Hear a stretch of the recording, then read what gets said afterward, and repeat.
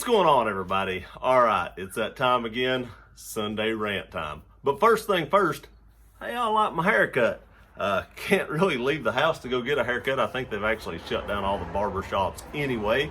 So that's a good thing, though, not complaining. So I had to do it myself, and, I can't give myself a normal haircut. I can shave it, but that's what I did. Let me know in the comment section just how bad that looks. But anyway, time for the Sunday rant. And the Sunday rant comes from you, from Gene, Love to Smoke. And I told y'all, if y'all leave suggestions in the comments, your rant may get picked. And this week, Love to Smoke's got picked.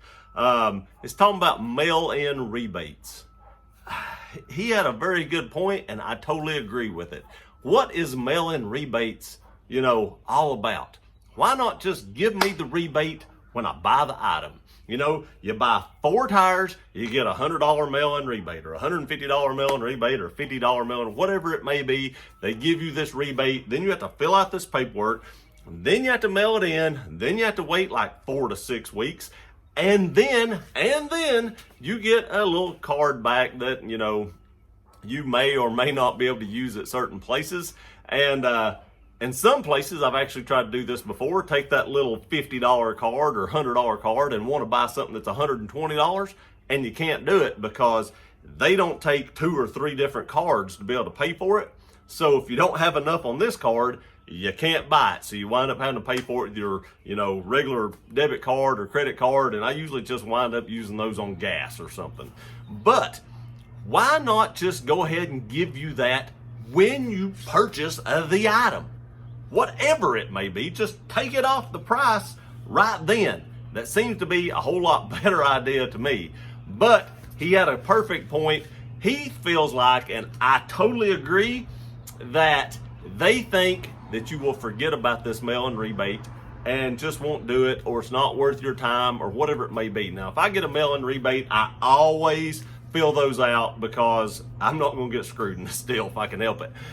But I think that a lot of people probably just, if it's only $50, maybe it's not worth their time to do it, or it's just an annoyance, or they set it aside and say, I'll do this later, and then 6 months down the road they see it, or 3 months down the road the time has expired, because you do only have a certain window of time to get this thing filled out and get it sent back. So if you lay it down, think I'll fill this out tomorrow, and it slips your mind tomorrow, and it slips your mind the next day, and you see it on Saturday, and you're like, well, I'll do that on Saturday. But then, Saturday rolls around and you want to go to the mall, or you want to go here or there or everywhere, or take your kids fishing or whatever it may be, and then it don't get done Saturday, and then 3 months later, boom, it's too late to do it. And that is probably exactly what they're hoping for. Exactly what they're hoping for. They're hoping that you lay it down and forget about it, and they get to keep their $50 or $150 that they owe you, and the full amount that you paid for whatever it was.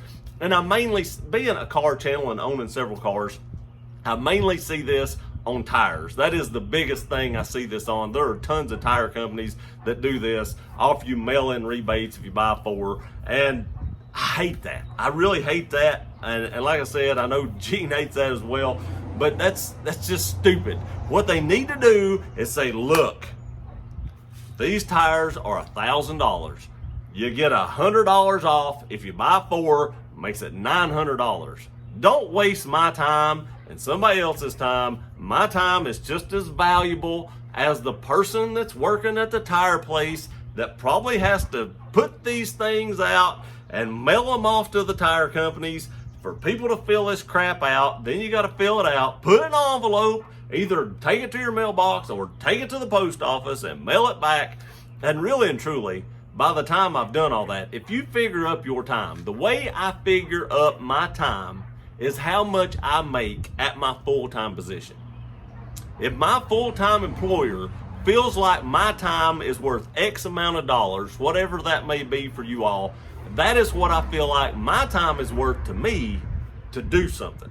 So if I make whatever it is, and it takes me 2 hours to do something, and somebody's willing to do it for this amount of money, I take up how much I make, multiply that by 2, and if it's not less than that other guy's willing to do it, a lot of times I will let the other guy do it.